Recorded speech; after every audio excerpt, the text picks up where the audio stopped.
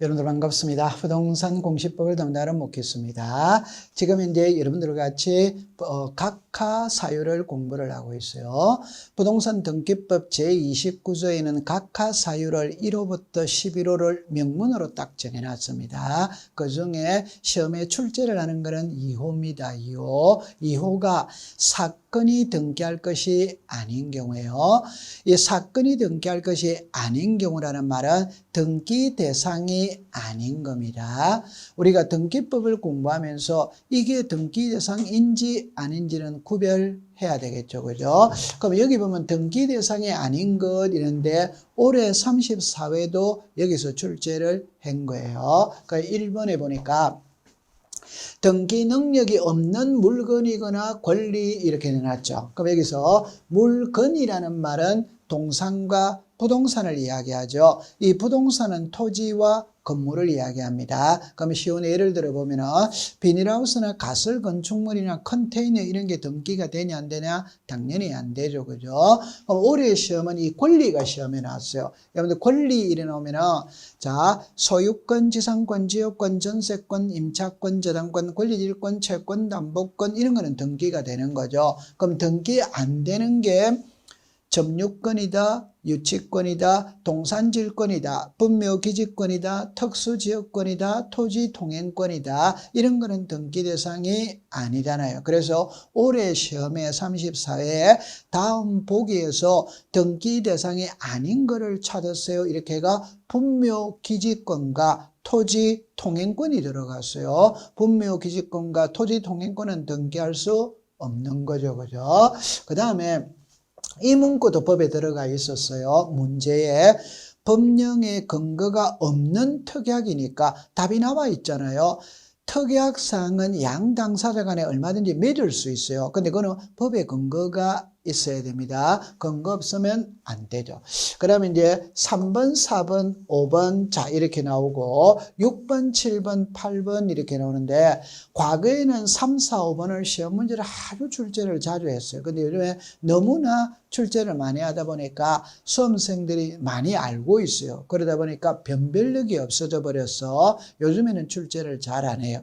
핵심은 이게요. 공시법 시간에 분리 처분할 수 없다는 말이 3번이 나와요. 3번. 그래서 자 여기 보면은 전유 부분과 대지 사용권 분리 처분할 수 없다. 저당권과 비담보 채권 분리 처분할 수 없다. 요역지와 지역권 분리 처분할 수 없다. 요거는 분리 처분할 수 없는 거예요. 그 다음에 지분의 등기가 되냐 안 되냐거든.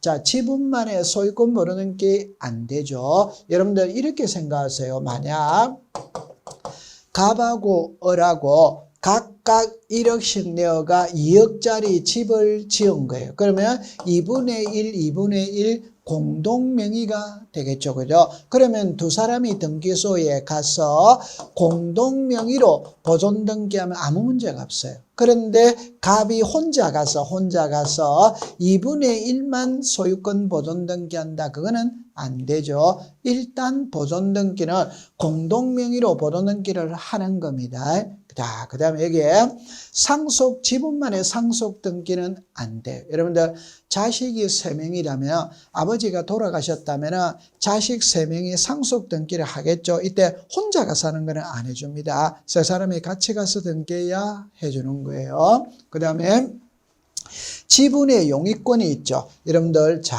나중에 가면 이렇게 봅니다. 우리가 소유권이 있고 소유권 외가 있거든. 소유권 외는 지상권이 있다, 지역권이 있다, 전세권이 있다, 임차권이 있다, 저당권이 있는 거예요. 저당권. 그럴 때 이렇게 딱 나누어 본다면 여러분들 지분이 있죠.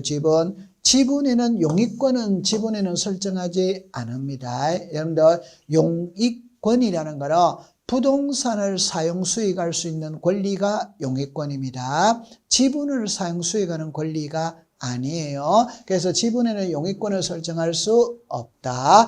자, 그 다음에 이거는 9번하고 10번은 이중입니다. 이중. 그러니까 다시 보존등기, 이중의 보존등기 출생신고를 2번 한다. 그런 건 있을 수 없죠. 전세 준 집을 다시 전세 줄 수 있냐? 그런 거는 안 되죠. 그죠? 이중의 용익권은 설정할 수 없어요.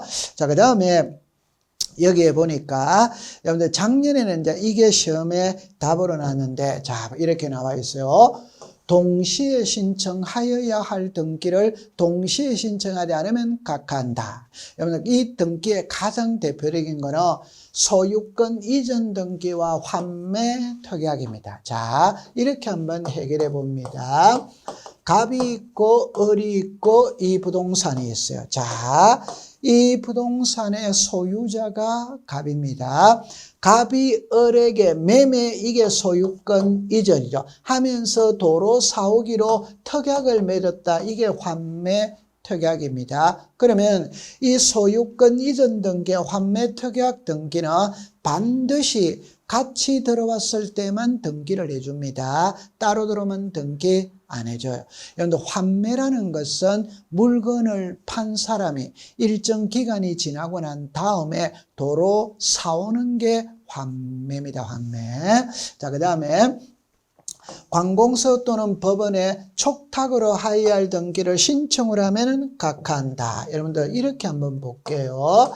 여기에 등기소가 있고 여기에 법원이 있어요. 자, 갑이 있고 을이 있고 이 부동산이 있습니다. 이렇게 되었죠. 이 부동산의 소유자가 갑입니다. 갑인데 을이 갑에게 돈 1억을 빌려준 거예요. 근데 갑이 돈을 갚지 않습니다. 안 하면은 을은 갑의 명의로 되어 있는 부동산에 있다면 그 부동산에 가압류를 들어가면 돼요. 가압류. 여러분들 자 이런 말입니다.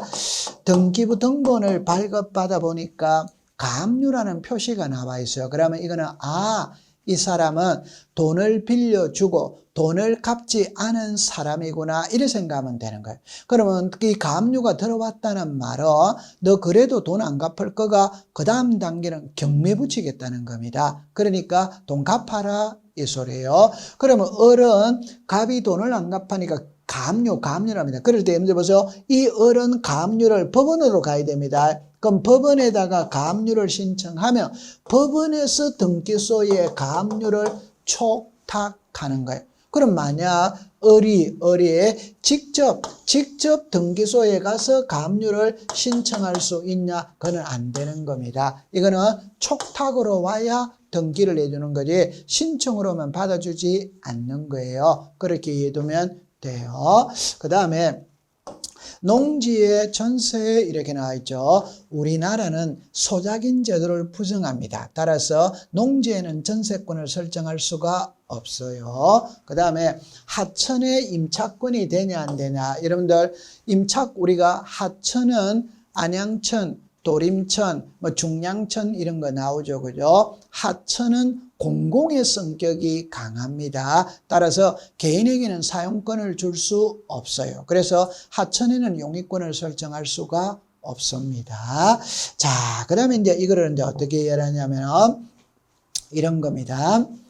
각하사유인데 각하를 시키면 끝나는 거지. 그런데 각하사유인데 각하를 시키지 않고 등기를 해버린 거예요. 해버렸다면 이게 유효가 되느냐 무효가 되느냐. 자, 여러분들을 이 용어를 먼저 이해를 해볼게요. 있다 없다의 문제와 없는데 해버린 거예요. 해버렸을 때 유효 무효의 문제는 별개가 되는 거예요. 자, 그럼 제가 예를 들어서 이렇게 해볼게요.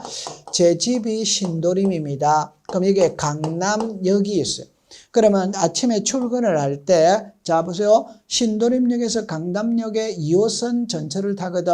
표를 끊고 탔어. 그럼 이거는 적법이지. 그러면 손대는 게 아니에요. 그런데 표를 안 끊고 탔어요. 그럼 안 끊고 타서 강남역까지 왔거든. 와가 출구를 빠져나갈 때 안 붙들렸어. 이러면 이거는 완전 범죄가 되는 겁니다. 그런데 출구를 빠져나가다가 붙들린 거예요. 그럼 붙들렸다면은 저는 표를 안 끊고 탔죠. 그럼 다시 저를 돌려보내느냐?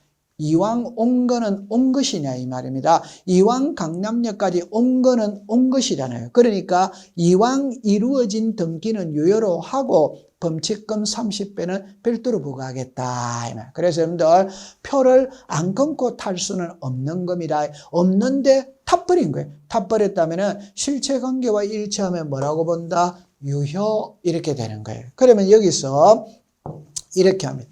이 부동산 등기법 제29조에는 각하 사유가 1호부터 11호가 있거든. 그래서 제가 앞 시간에 이런 표현을 쓴 적이 있죠.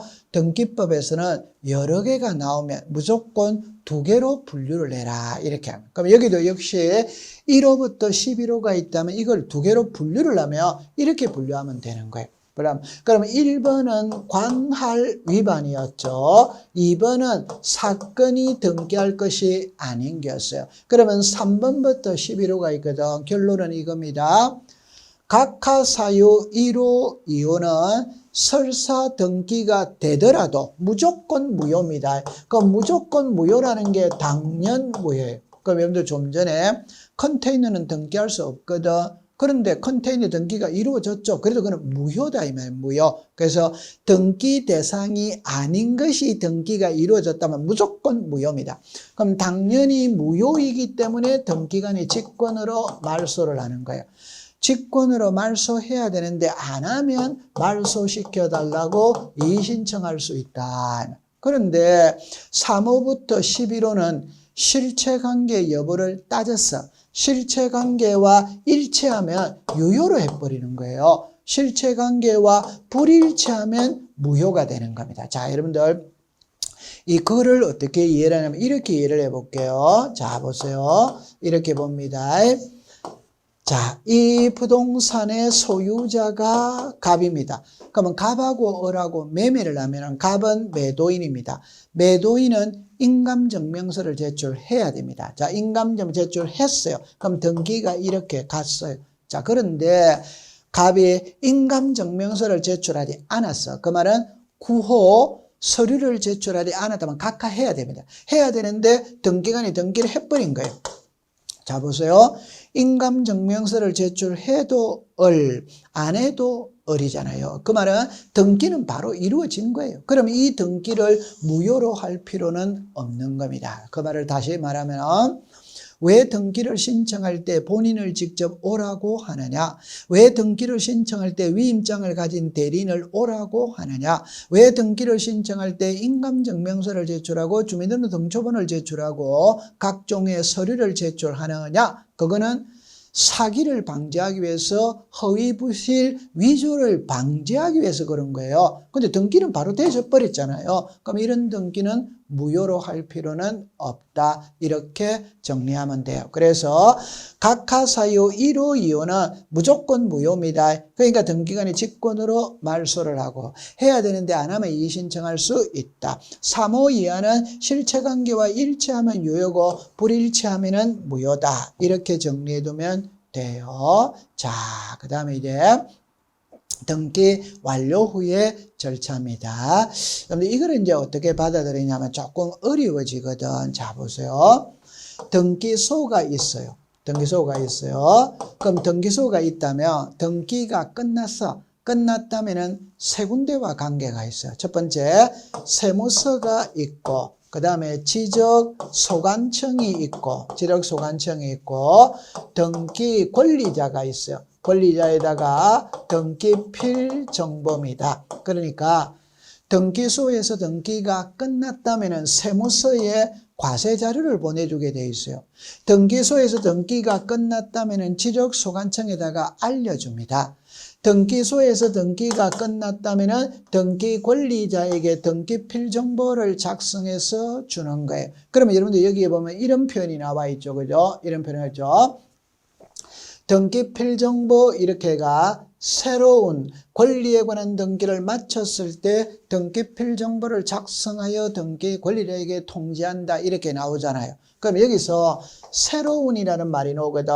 이게 보존 등기, 설정 등기, 이런 등기.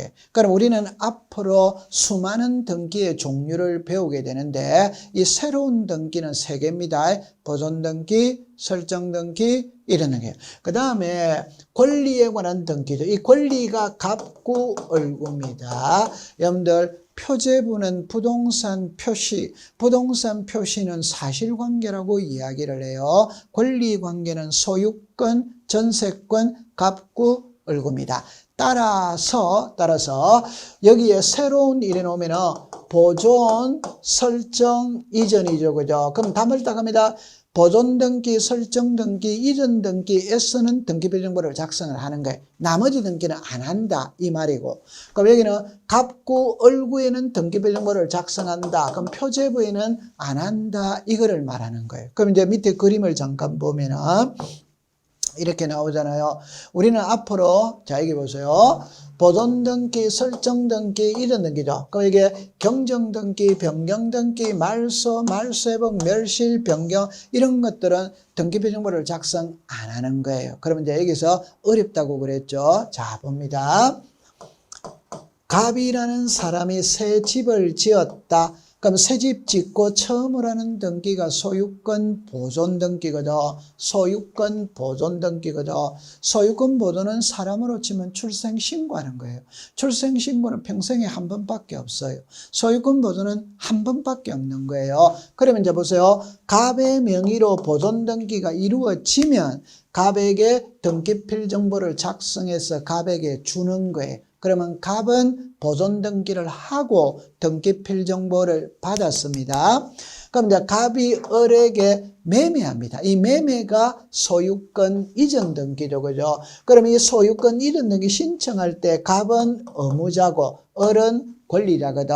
그럼 이 소유권 이전 등기 신청할 때 갑은 의무자니까 등기필 정보를 제출하는 거예요. 하면 이제 을의 이름으로 소유권 이전 등기가 이루어지죠. 이루어지면 을에게는 새로운 등기필 정보를 만들어서 주는 거예요. 그럼 하나의 정리를 하면 갑은 보존 등기하고 등기필 정보를 받았고 을은 소유권 이전 등기를 하고 등기필 정보를 받았다. 자, 그 다음에 이제 등기부상의 소유자는 을이죠. 그럼 을은 또 병에게 매매합니다. 그럼 매매를 하면은 을은 의무자, 병은 권리자죠. 그럼 이 등기가 이제 이렇게 넘어가는 거예요. 넘어가면 병의 명의로 소유권 이전 등기가 이루어졌죠. 그럼 병에게 등기필 정보를 만들어서 주는 거예요. 이런 과정이 계속 반복이 되는 겁니다. 그래서 이거는 지금 어려운 파트거든. 우리가 나중에 본 과목에 들어가서 하나하나를 배워야 돼요. 그럼 여기서는 여러분들이 일단 어떻게 이해를 하고 가느냐면 등기가 끝났다면 등기필 정보를 작성해서 주는데 모든 등기에서 주는 게 아니다. 보존 등기, 설정 등기, 이전 등기에서만 준다. 이렇게 이해를 하고 넘어가면 되는 겁니다. 그러면 여러분들 여기 그림이 한번 나와 있으면 자 한번 봐볼게요. 이게 이렇게 나와 있죠. 자 보세요. 여기 보니까 등기필 정보, 등기완료 통지서 이렇게 나와 있잖아요. 그럼 여기에 이게 하나가 있고 밑에 거를 잠깐 그림을 보면 이렇게 되었네요. 이렇게 보면은 보세요. 여기에 하나 있고 여기에 하나 있죠. 그러면 위에 게 등기완료 통지서입니다. 요 아래 게 등기필 정보예요. 그럼 올해 시험에 이게 답이었거든. 그럼 뭐라고 했냐면은 다음 중 옳은 것은 일어났어요. 그러니까 일어났어요. 등기필 정보는 일련 번호, 비밀번호로 구성되어 있다. 이거 글자 그대로 시험에 나온 거예요. 등기필 정보는 일련 번호, 비밀번호로 구성되어져 있다. 이렇게가 답으로 만드는 이게 등기필 정보입니다. 그럼 여러분들 집에 가면은 우리가 집을 사고 팔았다면 등기소에 가서 등기를 신청했겠죠. 했다면 등기필 정보를 받았어요. 집에 가면 여러분들 집에 전부 다 한 개씩 다 있다 이 말입니다. 그래서 오늘 서랍에 있는 등기필 정보를 한번 보는 거예요. 내어서 한번 보는 거예요. 제가 여러 번 말하는 것보다도 자기 집에 있는 보관하고 있는 등기필 정보를 눈으로 확인해 보는 게 가장 바람직한 방법이겠죠. 그렇게 정리를 해두면 됩니다. 자, 그 다음에 이제 여기서 이제 이렇게 나와 있죠. 나중에 이제 우리를 제일 괴롭히는 글자가 이거예요. 이게 보면은 등기 필정보 통지를 하지 않는 경우 이래 나오거든. 그럼 여기를 잠깐만 보면 이거는 등기 필정보고 이거는 등기 완료 통지. 자, 용어정의가 되어져야 돼요. 그래서 나중에 이 세 개, 5, 6, 7번 이 세 개, 여기에도 여러분들 1, 2, 3번 이렇게 나와 있죠. 그럼 여기 보니까 성소한 등기 의무자, 채권자 대위 신청, 직권 보존 등기, 성소한 등기 의무자, 대위 신청, 직권 소유권 모르는 게 이 글자를 꼭 기억해 두는 겁니다. 자, 어렵게 공부해 봅니다. 보세요. 갑, 을, 병입니다. 자, 보세요. 여기서 제가 두 개의 그림을 이야기할 거거든. 결론을 내놓고 답을 해볼게요. 등기가 끝났다면 등기 필정보를 작성해서 등기 권리자에게 통지를 하는데 안 하는 게 있는 거라. 그 왜 안 하는데? 답입니다. 본인이 신청하지 않았기 때문에 안 줍니다. 다른 사람이 신청하면 안 준다 이 말이에요. 그럼 예를 한번 들어볼게요. 자, 보세요. 이 부동산의 소유자가 갑입니다. 갑하고 을하고 매매합니다. 그러면 갑을 매도인 의무자예요. 을은 매수인 권리자입니다. 근데 아직 등기는 안 가져왔어요. 이 상태에서 을은 병하고 또 매매했어요. 그럼 을은 채무자라고 이야기하고 병은 채권자라고 이야기합니다. 자, 여기서 기준을 잘 잡아야 돼요. 을이 기준입니다.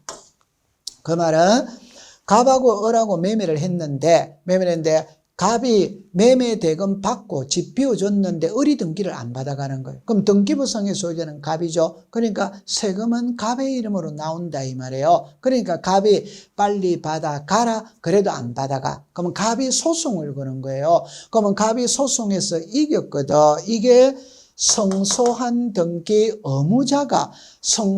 등기 의무자가 판결서를 가지고 소유권 이전을 단독 신청합니다. 신청하면 등기가 누구로 되느냐? 이래 된다 이 말이에요. 그럼 이게 정상적인 소유권 이전 등기라면은 을에게 등기 필정보를 작성해서 통지해야 되는데 점입니다. 명의부상의 소유자는 을이죠. 그러나 신청은 을이 한 게 아니잖아요. 갑이 했잖아요. 그러니까 을에게 등기 필정보는 안 줍니다. 그걸 기억해 두면 돼요. 자, 그 다음에 하나 더 이야기를 해보면 자, 요거 그림을 요 그림을 요렇게 공부를 해볼게요. 자, 이렇게 봅니다. 이제는 얘가 다릅니다. 을이 등기를 안 받아오는 거예요. 그러면 갑이 소송을 걸 수 있지. 이제는 병입니다. 병. 을이 이 등기를 안 가져와. 안 가져오니까 이 등기가 넘어갈 수가 없어. 그럼 이제는 병이 을을 대신해서 요 소유권 이전 등기를 병이 대위 신청하는 이게 채권자 대위 신청입니다. 그럼 등기는 누구로 되느냐? 을이잖아요. 자, 보세요. 을이 등기를 안 가져오면 갑이 소송을 걸 수 있다. 병이 대위 신청할 수 있다. 이때 등기부상의 소유자는 누구로 됐어요? 을. 그러나 을의 명의로 등기가 이루어졌지만 을이 신청하지 않았기 때문에 을에게는 등기 필정보를 안 준다. 안 주는 대신 을에게 자, 여기를 보세요. 등기 무슨 통지? 완료 통지. 그러니까 등기 필정보는 안 주는데 등기 완료 통지는 보낸다 이 말이에요. 그 말을 여러분들의 앞에서 잠깐 보면은 제가 이래 놨죠. 그죠? 앞에서 보면 이렇게 놨죠. 등기 필정보 및 등기 완료 통지서죠. 그럼 요 위에 거 있죠. 요 위에 거 이게 등기 완료 통지서입니다. 아래 게 등기 필정보입니다. 그러면 등기 필정보를 줬다는 말은 두 개의 내용이 다 나오는 거예요. 그런데 등기 완료 통지서를 보냈다는 말은 이거는 나오지만 이거는 나오지 않는다 이 말입니다. 잘해야 됩니다. 등기 필정보를 받았다는 말은 두 개가 다 나오는 거예요. 등기 완료 통지를 했다는 것은 위의 내용만 나온다는 겁니다. 아래 내용은 나오지 않는다는 것을 의미하는 거예요. 그러면 오늘 우리가 입문 과정이니까 알아서 가야 될 건 뭐를 알아서 가면 되느냐라면 자, 여기 등기 완료 통지 이렇게 되어 있죠. 알아서 가야 되는데 뭘 알아가면 되느냐면 이렇게 딱 알아가세요. 아, 등기가 끝나고 난 다음에 등기 필정보를 작성해서 주는데 본인이 직접 신청하지 않으면 안 주는구나. 이것만 알고 들어가면 되는 겁니다. 자, 그럼 지금부터 이제 각종의 등기, 강론을 배우러 가는 겁니다. 여러분, 강론이라는 것은 개개의 등기를 배우러 가는 거예요. 그러면 개개의 등기에서 1번으로 등장하는 게 소유권 보존입니다. 그래서 새집 짓고 처음을 하는 등기가 소유권 보존이에요. 여러분들 소유권 보존은 무조건 시험에 출제를 하는 겁니다. 시험에 출제를 하는 거예요. 그럼 하나하나 풀어볼게요. 자, 보세요. 여기서 소유권 보존 등기는 미등기 부동산에 처음으로 하는 거다. 그럼 사람으로 치면 출생 신고하는 거다. 이렇게 생각하면 되는 거예요. 그럼 소유권 보는 게 하는 경우는 건물의 신축이죠. 그 말은 새집 짓고 처음으로 하는 등기가 소유권 보존입니다. 자, 이제 중요한 게 나왔네요. 직권 보존이에요. 그럼 여러분들 등기법 시간에 직권이 우리를 많이 괴롭힙니다. 그 직권이라는 말은 등기관이 알아서 해주는 게 직권이에요. 등기관이 알아서 하는 거예요. 직권 모르는 게. 그럼 여기서 우리 법에 직권으로 보존 등기를 하는 거는 두 개입니다. 두 개. 하나가 법원의 소유권에 관한 처분의 제한의 등기 촉탁이 있다면 등기관이 직권으로 보존 등기 한다. 자, 이렇게 이해를 해볼게요. 여기에 등기소가 있고 법원이 있어요. 자, 여기에 갑이 있고 을이 있습니다. 자, 보세요. 갑이라는 사람이 새 집을 지었는데 아직 등기는 안 했어요. 미등기입니다. 미등기. 이걸 을에게 매매한 거예요. 여러분들 미등기 부동산도 매매가 됩니다. 그러면 갑은 자기 명의로 보존 등기하고 을에게 소유권을 이전하면 아무 문제 되는 게 아니에요. 그런데 갑이 자기 이름으로 보존 등기를 안 해버리는 거라. 안 하니까 을의 입장에서 볼 때 매매 대금 줬는데 갑이 등기를 안 넘겨주는 거예요. 그러니까 을이 법원에다가 소송을 겁니다. 법원에다가 소송을 걸면 소송을 걸면서 뭐라고 하느냐? 가처분도 같이 하는 거예요. 그럼 여러분들 아까 전에 가압류가 있고 가처분이 있거든.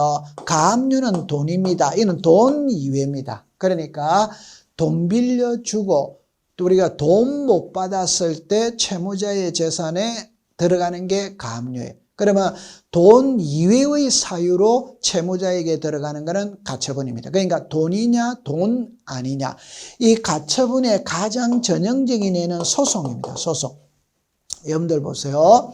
을이 소송은 1월 2일 날 걸었거든.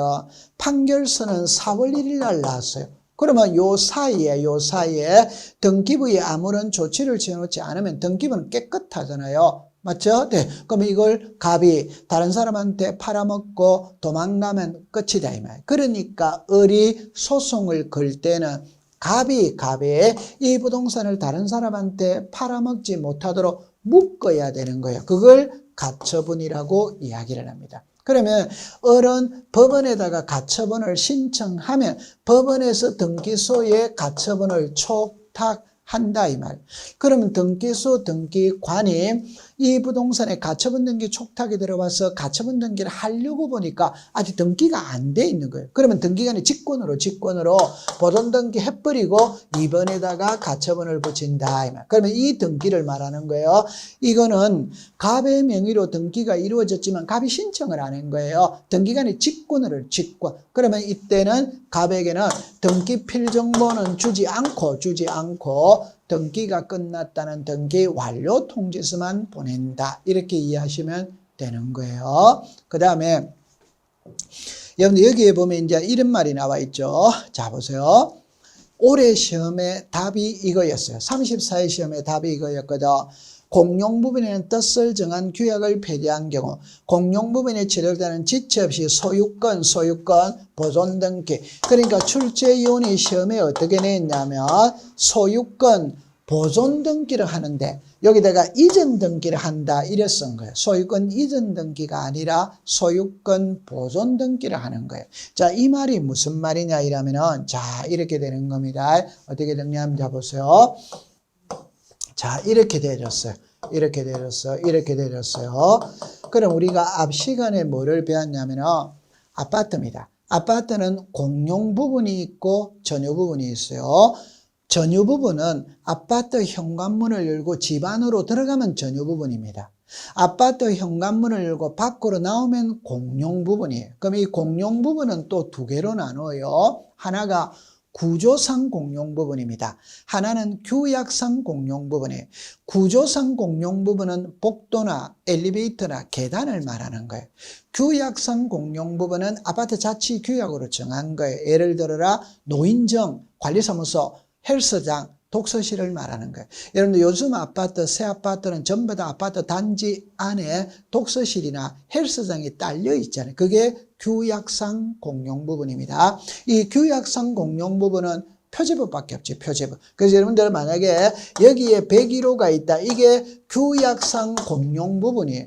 공용 부분은 표제부밖에 없는 거예요. 그런데 아파트 주민들이 회의를 해서 규약을 폐지한 거예요. 규약을 폐지했다는 말은 101호를 헬스장으로 만들지 말고 차라리 저거를 전유 부분으로 만들어서 다른 사람한테 매매하고 그 매매 대금 1억을 가지고 뭐 헬스장을 새롭게 하나 만들자, 독서실을 새롭게 하나 만들자 이렇게 할 수 있다 이 말입니다. 그러면 이제 정리합니다. 101호가 우리 101호가 독서실이었거든. 그럼 이걸 규약상 공용 부분인데 그걸 폐지했다는 말은 전유 부분으로 만들겠다는 거예요. 그러면 이 101호를 다른 사람한테 매매했다. 그러면 갑이에게 매매했다. 그러면 이 101호를 산 사람은 갑이 되는 거예요. 그럼 옛날에는 공용 부분이니까 표제부밖에 없었거든. 그럼 이제는 전유 부분이 됐으니까 표제부, 갑구를 새로 만들어야 돼요. 갑구가 소유권이죠. 새로 만들었다. 이게 소유권 보존 등기입니다. 그러면 이 건물을 산 사람은 자기 명의로 소유권 보존 등기를 하면 되는 거예요. 그러면 올해 시험에 보존 등기인데 이전 등기 이렇게가 출제인이 시험 문제를 냈어요. 이전이 아니고 보존입니다. 보존. 이전이 아니고 보존 등기입니다. 그게 올해 시험 문제였어요. 자, 그 다음에 이제 소유권 보존 게 제한은 상식으로 풀면 됩니다. 지분만에 보존 등기는 안 돼요. 그래서 좀 전에 우리가 배웠죠. 갑하고 을하고 각각 1억씩 내가 2억짜리 집을 샀다면은 두 사람이 등기소에 가서 두 사람 공동 명의로 보존 등기를 하면 되는 겁니다. 근데 혼자 가서 2분의 1만 보존 등기한다. 그런 거는 법에서 허용해 주지 않습니다. 일단 공동 명의로 보존 등기를 해야 되는 거예요. 두 번째, 부동산 일부는 방 한 칸입니다. 여러분 상식으로 보세요. 방 한 칸에 보존 등기라는 거는 있을 수 없지. 그 다음에 이중이죠. 보존 등기 했던 부동산을 다시 보존 등기는 안 되는 거죠. 자, 그 다음에 이제 신청인인데 좀 전에 이것도 34회 때 답이었고 이것도 34회 때 답이었어요. 그러니까 34회 올해 시험에 여기에서 두 문제를 답으로 만드는 거예요. 자, 봅니다. 이렇게 내렸어요. 먼저 어떻게 정리를 하느냐 하면은 소유권 보존 게 신청인은 토지 소유권 보존이냐 건물이냐. 여러분들 법을 항상 공부할 때 이렇게 한번 해볼게요. 사람이라는 말이 있죠. 그럼 남자 여자가 있지. 부모라는 말이 있죠. 그러면 아버지가 있고 어머니가 있지. 그러면 부동산이라는 말이 있죠. 그러면 토지가 있고 건물이 있지. 그럼 만약 이 용어를 썼을 때와 이 용어를 썼을 때는 용어가 다르죠. 여러분 사람이라는 용어를 썼을 때는 남자 여자를 포함하지. 그럼 남자라는 용어를 썼다는 말은 여자는 해당하지 않는다는 겁니다. 여자도 해당한다면 사람이라고 하든 남자와 여자 이렇게 표현을 해야지. 여기도 역시 부동산이라고 했다면 토지와 건물은 포함을 하는 거예요. 그런데 토지라고 했다면 건물은 해당하지 않는 겁니다. 그럼 여기를 보세요. 토지, 건물이라고 나누어 놨죠. 그 말은 토지 소유권 보존등기와 건물 소유권 보존등기는 다르다는 겁니다. 내용이 동일하다면 분류를 할 필요가 없겠죠. 그 차이는 바로 이거예요. 자, 그러니까 위에는 1, 2, 3, 1, 2, 3이죠. 그러면 차이 나는 거는 4번이다. 그 말은 특별자치도지사 시장군수구청장이 확인하는 서류를 가지고는 건물 보존 등기는 된다 이 말이에요. 토지 소유권 보존 등기는 안 된다 이 말이에요. 그러면 여러분들 여기서 한 번만 더 공부를 해보면 이걸 볼게요. 이 말하고 여러분 이 말하고 이렇게 되는 거예요. 자, 여기에 토지가 있고 건물이 있거든. 이제 보세요.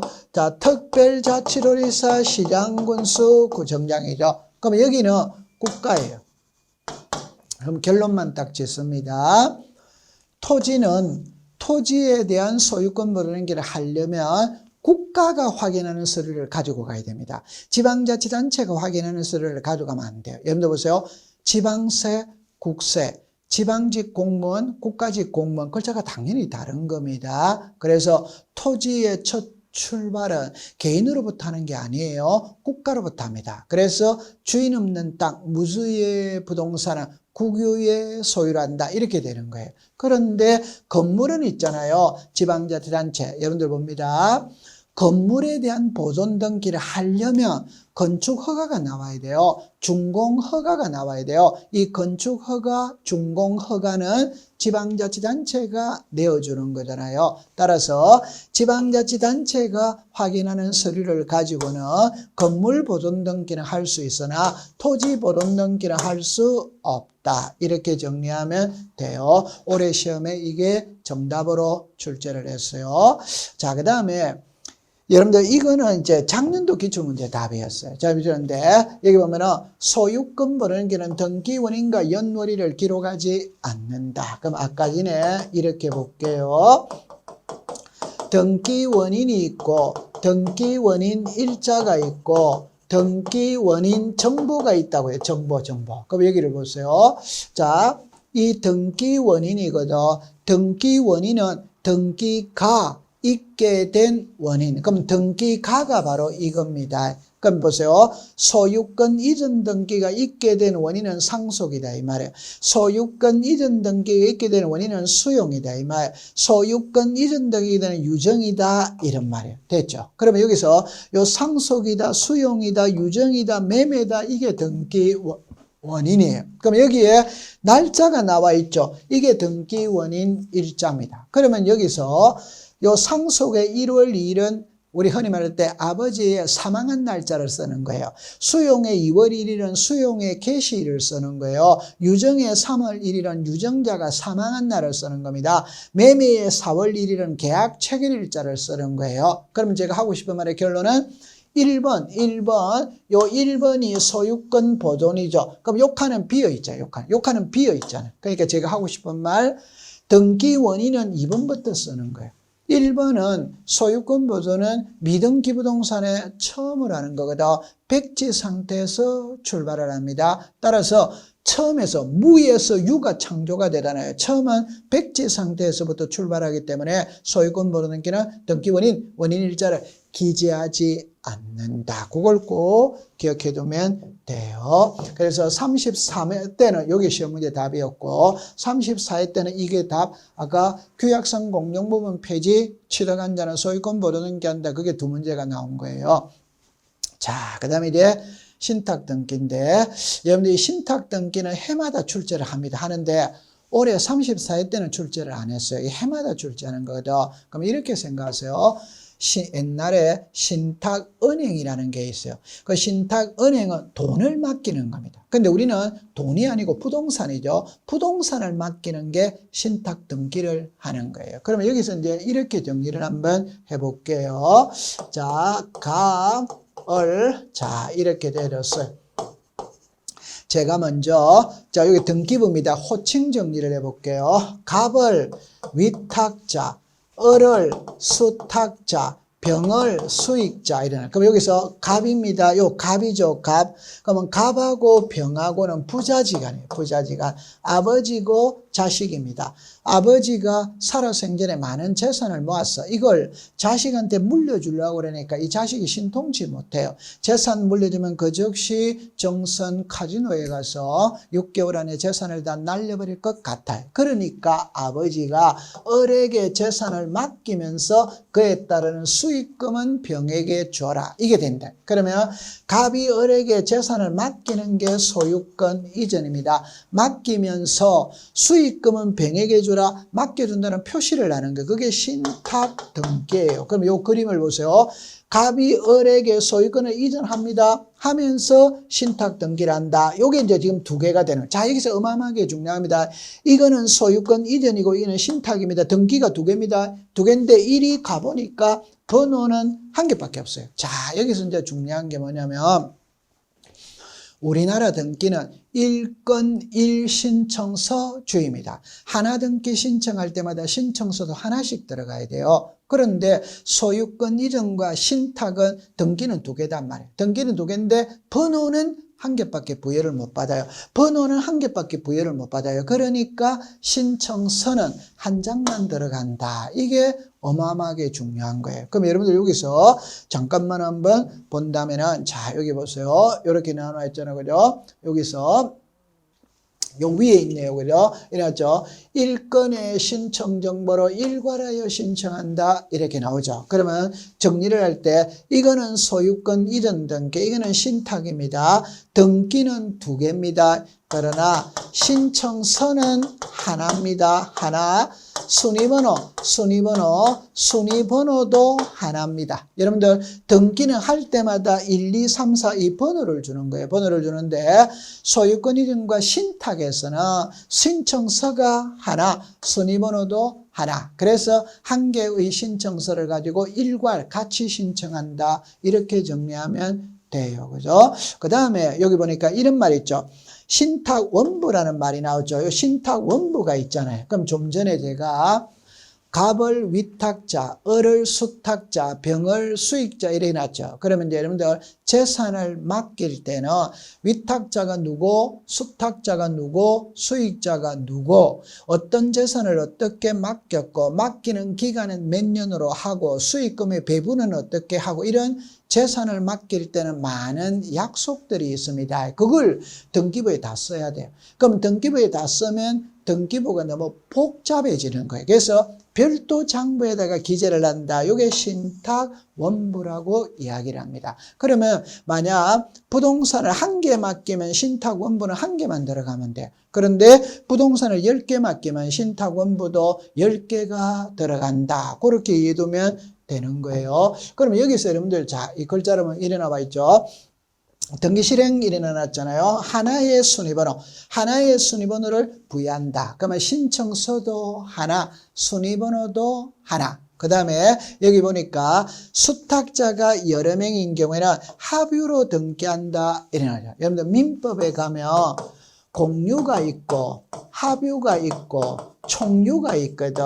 그럴 때 등기법에서는 총유라는 것은 등장하지 않습니다. 그럼 여기서 공유 아니면 합유입니다. 그러면 핵심이 뭐냐면 공유는 지분을 등기부에 표시를 합니다. 합유는 지분을 등기부에 표시하지 않아요. 그럼 여기서 만약에 합유자가 10명이라면 그냥 10명이라는 그 숫자만 쓰는 거지, 그 10명의 갑이 지분이 얼마다, 을의 지분이 얼마다, 그런 거는 등기부에 표시하지 않는다. 그럼 나중에 출제인이 시험 문제 낼 때는 이 글자에 합유라고 쓰면 O가 되는 거예요. 만약 공유라고 쓰면 X가 되는 거예요. 그러니까 합유, 공유 그런 거 글자 바꾸는 게 시험 문제다. 그렇게 이해해 두시면 되는 겁니다. 자, 그러면 여러분들 지금까지 신탁 등기 가지고 공부했어요. 나머지는 조금 쉬었다가 공부를 해보도록 하죠. 고생했습니다.